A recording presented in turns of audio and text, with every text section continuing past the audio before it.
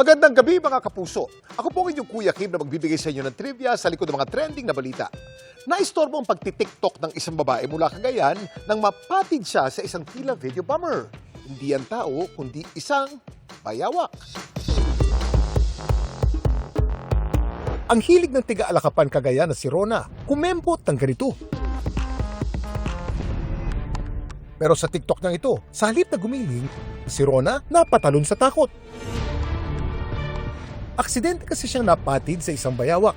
Sabi ko sa pamangkin ko, uwi na tayo pero mag-TikTok muna tayo. Inayos ko kung saan ko ilalagay yung cellphone ko. And then, nung nag-start na po, naapakan ko po yung bayawak. Hindi ako aware na nandun siya. Nandito pa siya, oh. Nagtangsit. At kaya raw hindi niya napansin ito ay dahil kakulay daw nitong ugat ng puno. Nung naapakan ko siya, tumalon-talon na lang po ako. At yun po, na-record. Para hindi na raw siya muli pang mapatid sa bayawak at para hindi na rin nila ito masaktan pa, hinuli nila ito at tinurn over sa barangay. In-endorse po nung pinsan ko, sir, sa kapitan namin para at least pakawalan. Ang mga bayawak o monitor lizard ay mga oviparous o egg-laying reptiles na matatagpuan sa Africa, Asia at Oceania. Karaniwan sila nakatira malapit sa tubig gaya ng ilog, lawa at bakawan. Marunong din sila umakyat ng puno.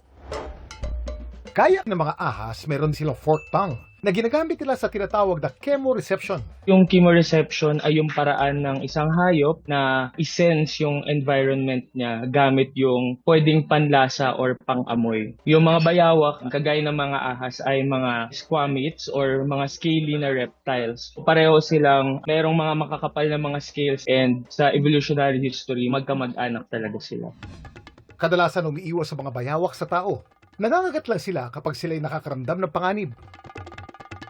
Sa Pilipinas, maraming uri ng bayawak ang protektado mula sa illegal hunting dahil mahalaga sila sa ating ecosystem. At alam niyo ba na may mahigit 80 recognized species ng bayawak at iba-ibang kanilang laki? Gaano kaya kalaki ang pinakamalaki sa mga ito? Kuya Kim! Ano na?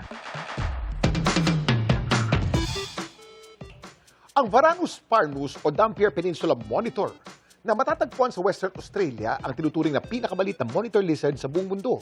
Ang isang adult Dampier Peninsula Monitor, tinatayang nasa 23 centimeters o 9 inches lamang ang haba. Habang ang pinakamalaking monitor lizard naman, ang native ng Indonesia na Varanus komodoensis o Komodo dragon.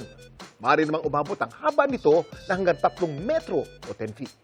Samantala, para malaman ang trivia sa likod ng viral na balita, i-post o i-comment lang, #Kuya Kim, ano na? Laging tandaan, kimportante ang mayalap. Ako po si Kuya Kim at sagot ko kayo 24 oras.